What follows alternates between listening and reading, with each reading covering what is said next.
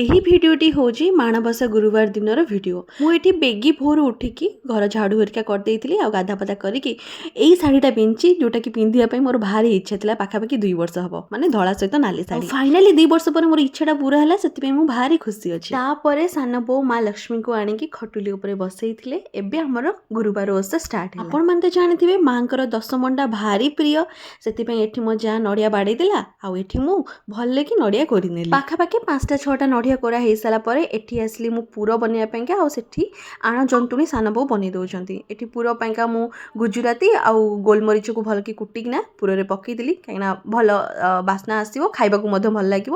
ଆଉ ଛେନା ତ ବେଶୀ ନଥିଲା, କିନ୍ତୁ ସାନ ବୋଉ ଆଣିଥିଲି କେଉଁଠୁ, ତ ଅଳ୍ପ ଛେନା ପକେଇକିନା ଏଠି ମୁଁ ପୁର ବନେଇଦେଲି। ଯେହେତୁ ଜନ୍ତୁଣି ବନେଇ ଯାଇଥିଲା, ସେଥିପାଇଁ ହାଲକା ପାଣି ହାତରେ ମୁଁ ତାକୁ ଭଲକି ଚକଟି ଦେଉଛି, ଯାହାଦ୍ୱାରା କି ମଣ୍ଡା ପିଠା ଗଢ଼ିବା ପାଇଁ ସୁବିଧା ହେବ।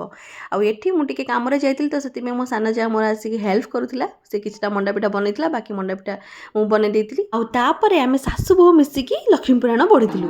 ନମସ୍ତେ ଲକ୍ଷ୍ମୀ ବିଷ୍ଣୁଙ୍କ ଘରଣୀ, ନମସ୍ତେ କମଳାଳୟାବତୀ ଦୟାବତୀ, ସ୍ଥାବର ଜଙ୍ଗମ କୀଟ ଆଦି ପାଳୁ ନୀତି, ତୋର ବଳେ ମାଗୋ ଦରିଦ୍ର ଜନର, ହୁଅଇ ଅଚଳ ବିତ ଜିଣଇ କୁବେର, ତୋର ଦ୍ରୋହୀ ଜନେ ମାଗୋ ଅନ୍ନ ମିଳଇ, ଯେତେ ଅରଜିଲେ କେବେ ପେଟ ନ ପୁରଇ, ତୋହର ଚରିତ ମନ ଦେଇ ଯେ ଶୁଣଇ, କିୟ ବାବ କତି ଭାବେ